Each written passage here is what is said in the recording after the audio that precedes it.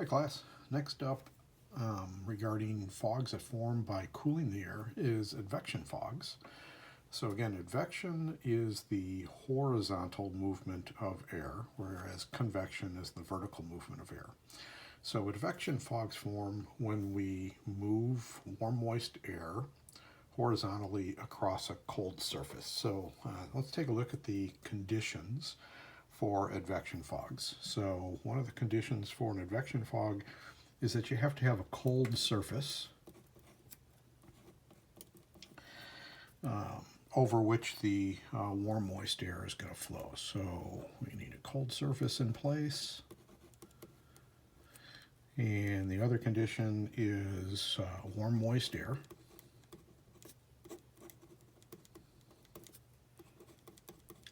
And that warm moist air is going to flow over the cold surface. Okay, and what that's going to do is going to get chilled from below.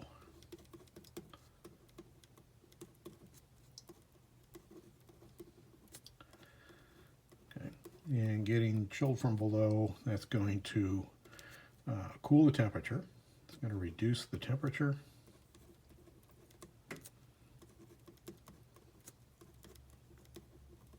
And reducing the air temperature, that's going to reduce the saturation mixing ratio. And in this case, until saturation mixing ratio equals the mixing ratio. Okay, so those are the conditions that we're talking about. So where does this happen in the United States? And so one place that's very common is along the west coast of the United States. And so we talked about this in chapter 4. We talked about ocean currents. And so there is an ocean current that flows along the west coast of the United States. This is a cold current, and so this is the cold California current. California current. And so here, this is your cold surface, okay, over which the warm moist air is going to flow and get chilled from below. Okay, so this is, how cold does this get? If you look at the same latitude and go across the United States, for example, in California, the ocean temperatures might be about 55 degrees Fahrenheit, where you go across the United States, same latitude, and go over to the East Coast where there is a south to north current, the water temperatures over here might be 75 degrees, 75 degrees. So there's a difference of 10 to 20 degrees Fahrenheit in the temperature of the water on either side of the coast, and that's at the same latitude. So this is a cold current of water flowing along the west coast of the United States, and that's your cold surface. Now, flowing an airflow then is coming off of the Pacific Ocean. Okay, and so here you've got, oh, probably can't see that. You've got warm moist air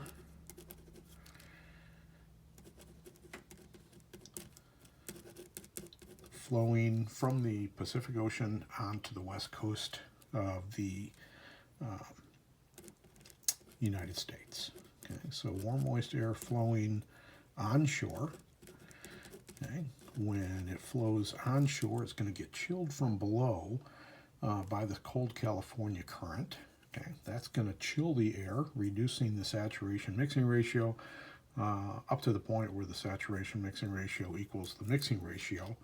And as a result, it is going to create a fog. And so if you get a postcard from somebody visiting San Francisco, you probably are going to get a postcard with this deep, thick fog covering the Golden Gate Bridge. That's an advection fog. Okay. Another place in the United States where advection fogs happen pretty often are in the Midwest and the Great Plains of the United States. So in this particular case, the cold surface is a snow-covered surface. Okay, so the snow acts as the cold surface. Okay, and yeah, so here's our cold surface, is the snow, and then we've got warm, moist Gulf of Mexico air. So I'm going to abbreviate here, Gulf of Mexico air. And that's going to flow from south to north, okay, advect from, so we're advecting air from the Gulf of Mexico across this cold snow-covered surface. The snow is going to chill that warm, moist air from below such that the temperature decreases. When the temperature decreases, saturation mixing ratio decreases until it equals the mixing ratio, and then you get an advection fog. So the characteristics of an advection fog, okay, are that this is a very thick fog. So not only is it thick in terms of dense, okay, it's a very dense fog, but also this could be several hundred feet thick in terms of thickness too. So thick in terms of density and thick in terms of height above the surface. This is also a very persistent fog. This is a fog that may last days. So it's a pretty dangerous fog too, because it is so thick.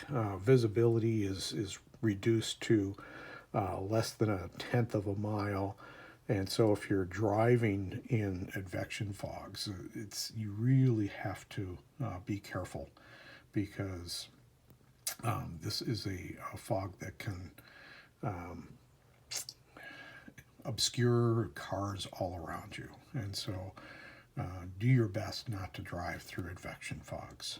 Okay, so this is the second fog that forms by cooling the air. The third fog is an upslope fog. I'm not going to draw a picture for that one. You can get the notes from the email that I'm going to be sending you. All right, take care. Have a good day. Oh, I got two more fogs that I'll talk about. Those fogs form by adding water vapor to the air. Those are coming up next.